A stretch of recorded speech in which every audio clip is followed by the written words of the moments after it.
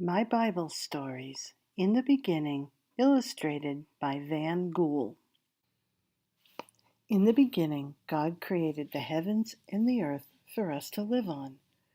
God said, "Let there be light." He called the light day and the darkness night, and this was the first day. On the second day, God made the sky above the earth. Deep water covered the earth. And on the third day, God made the land for beautiful flowers and plants to grow on.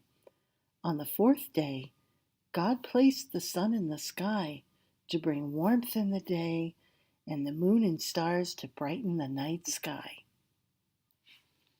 On the fifth day, God created fish to swim in the seas and birds to fly in the sky. And so the fish and the birds were the first animals on earth. On the sixth day, God created animals and insects to fill the earth with life.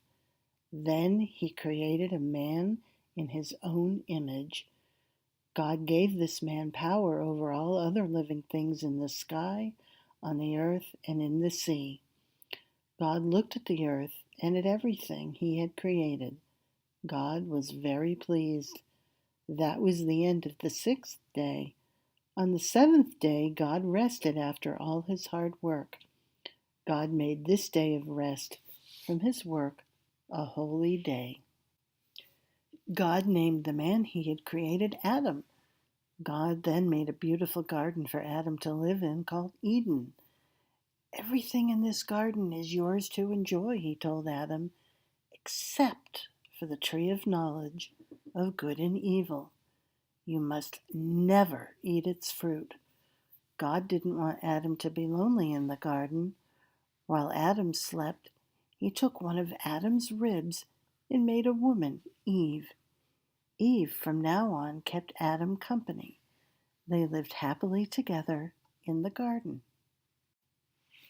In the garden, all the animals and plants lived in harmony, but a very crafty serpent also lived there.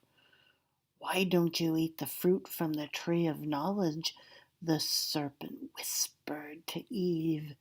"Then you will know everything that God knows, and you will be as powerful as He is." Eve knew it was wrong to eat the fruit. She tried to resist temptation, but she was curious and finally picked one of the fruits. She tasted it and persuaded Adam to taste it too. Both had bitten the fruit. God had seen what Adam and Eve had done against his will. At once their eyes were opened. Everything in the garden had been beautiful.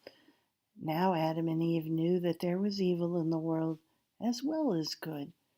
God was very angry that they had disobeyed him. From now on, there would be sadness as well as happiness in their life. "Eve gave me the fruit," explained Adam to God, and Eve cried, "The serpent tricked me." God cursed the serpent and made it crawl forever.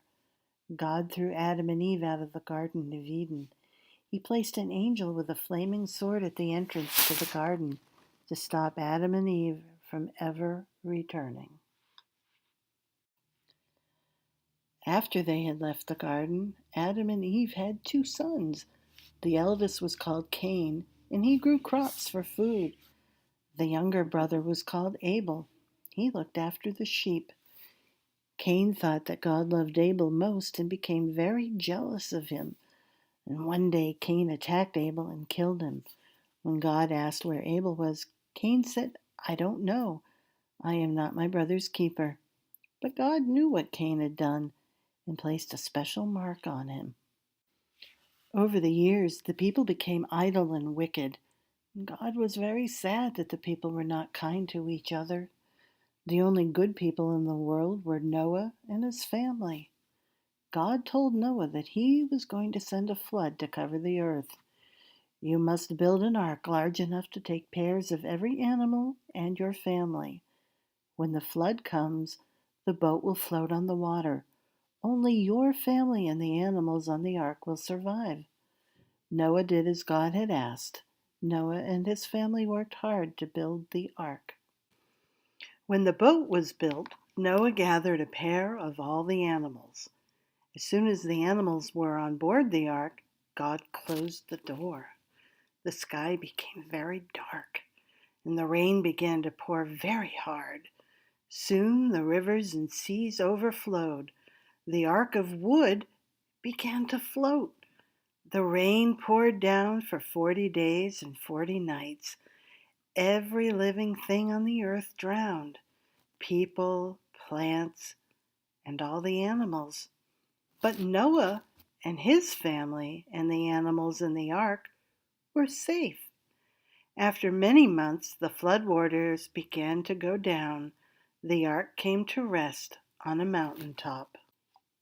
And the floodwaters continued to go down slowly. Noah sent out a dove to try to find dry land, but the dove soon returned to the ark. Later, Noah sent the dove out again. This time, the dove returned carrying an olive branch in its beak. "We are saved! There is dry land!" cried Noah. The level of the water dropped more and more. At last, Noah opened the door of the ark. Noah and his family left the ark. They soon found a nice spot to build their houses and work the fields. The animals came out 2 by 2. The animals spread out over the earth, jumping for joy. Then God said to Noah, "I will never again destroy the earth with a flood. Every time rain clouds appear over the earth, I will place a rainbow in the sky. This will be a sign of my promise."